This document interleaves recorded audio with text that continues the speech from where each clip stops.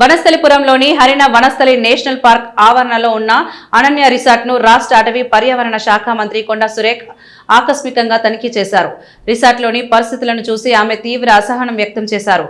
గత 10 ఏళ్లుగా ఈ రిసార్ట్ ను లీజ్ కి తీసుకున్న ప్రైవేట్ సంస్థ కనీస వసతులు కల్పించడంలో పూర్తిగా విఫలమైందని మంత్రి మండిపడ్డారు.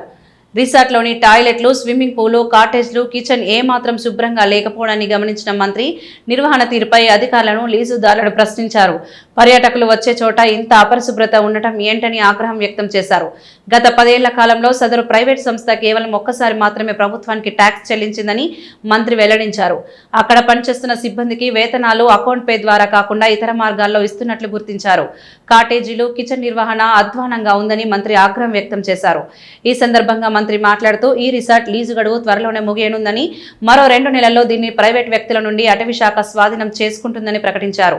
ప్రభుత్వ ఆధ్వర్యంలోనే రిసార్ట్ ను అన్ని హంగులతో అభివృద్ధి చేసి పర్యాటకులకు అందుబాటులోకి తీసుకొస్తామని ఆమె స్పష్టం చేశారు. నమస్కారం.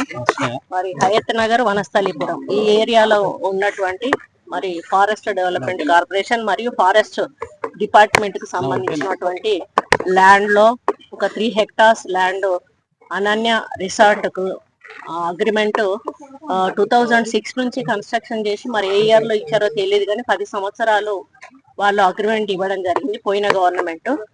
అంటే నామ్స్ ప్రకారం మామూలుగా ఒకటి 2 years ఇచ్చిన తర్వాత మామూలుగా ఓపెన్ టెండర్స్ పెట్టి ఆ టెండర్స్ ప్రకారం ఇవ్వాలి. ఆ టెండర్స్ లో ఎవరు ఎక్కువ కోడి చేస్తే వాళ్లకు హ్యాండ్ ఓవర్ చేయాలి.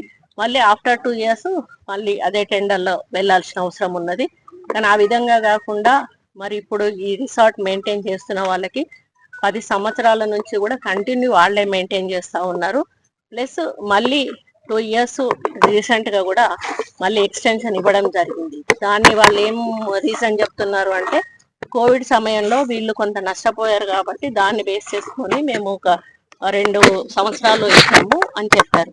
రీసెంట్ గానే మా PCCF సువర్ణ గారు కూడా దీని మీద రివ్యూ చేయడం జరిగింది. చేసి ఇది మా ఫారెస్ట్ డిపార్ట్మెంట్ కు హ్యాండ్ ఓవర్ చేయండి వీలైనంత త్వరలో అని చెప్పి వారు చెప్పడం జరిగింది. వారు ఒక లెటర్ కూడా సర్వ్ చేస్తా అన్నారు. అది సర్వ్ చేసిన తర్వాత ఫారెస్ట్ డిపార్ట్మెంట్ వాళ్ళు ఈ ఎవరైతే ఏజెన్సీ ఉన్నారో వాళ్ళకు నోటీస్ ఇష్యూ చేసి కొంత టైం ఇచ్చి ఆ తర్వాత దీన్ని వెకెట్ చేయమని చెప్పడానికి మరి తర్వాత మేము హ్యాండ్ ఓవర్ చేసుకోవడం జరుగుతుంది.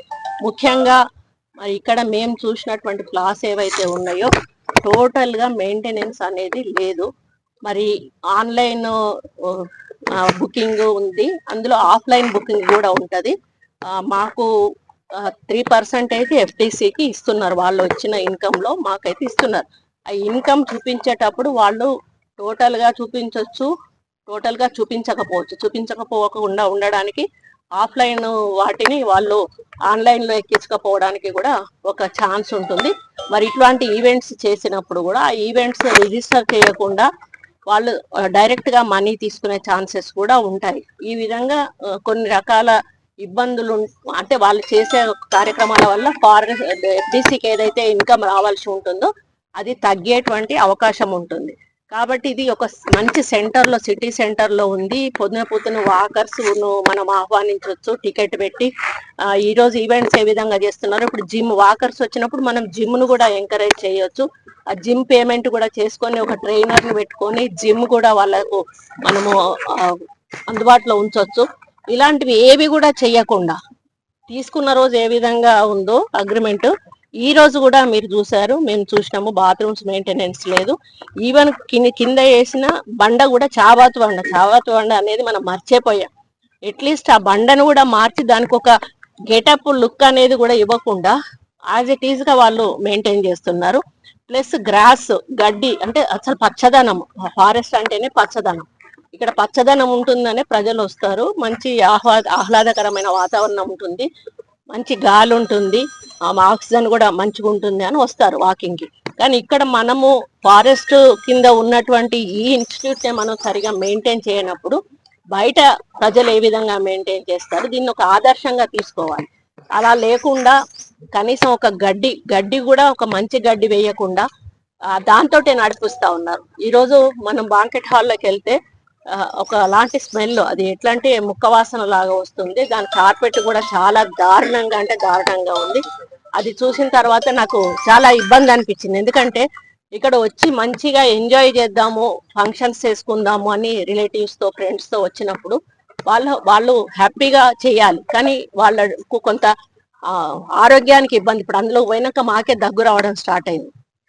అట్లా ఉండడం కూడా చాలా బాధాకరం. ఏ విధంగా చూసినా కూడా మెయింటెనెన్స్ లో చాలా లోపం ఉంది.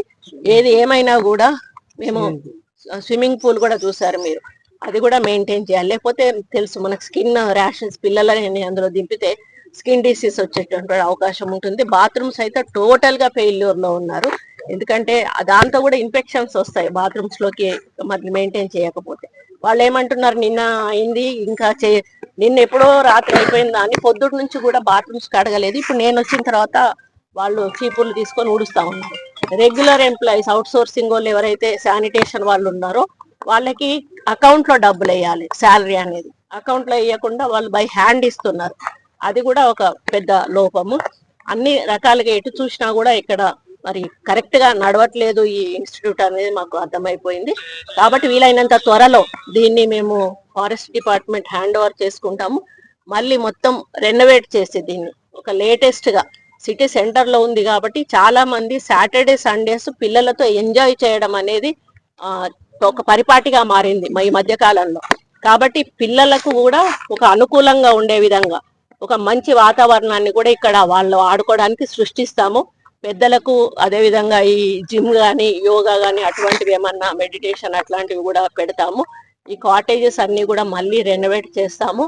అంతా కూడా మళ్ళీ రీడిజైన్ చేసి మోడర్న్ గా రీడిజైన్ చేసి మేము ఫారెస్ట్ డిపార్ట్మెంట్ వాళ్ళ కంట్రోల్లోకి తీసుకొని రన్ చేయడానికి మరి నిర్ణయం తీసుకుంటాము. మరి వాళ్ళకు ఒక 1-2 నెలల సమయం పట్టుద్ది ఆ నోటీస్ ఇచ్చి వాళ్ళు అదంతా సెట్ చేసుకొని వెళ్ళే వరకు. ఆ తర్వాత దీన్ని మేము హ్యాండ్ ఓవర్ చేసినాక దీన్ని రూపురేఖలు మార్చి ప్రజలకు అందిస్తామని చెప్పి ఈ సందర్భంగా హామీ ఇస్తాం. ఇంకో సమస్య ఉంది మేడం, ఇక్కడ జింకలు చనిపోతున్నాయి, జింకలు చాలా వరకు జింకలు చనిపోయినాయి. ఇంకోటి పందులు కూడా అక్కడ వాకర్స్ వస్తుంటారు, వాళ్ళకి కూడా అటాక్ చేస్తున్నాయి. మరి అది నా నోటీస్ లోకి రాలేదండి. ఇప్పుడు అటు వెళ్తాను నేను, వెళ్ళినాక అదే చేస్తున్నా ఫెన్సింగ్ శాండ్.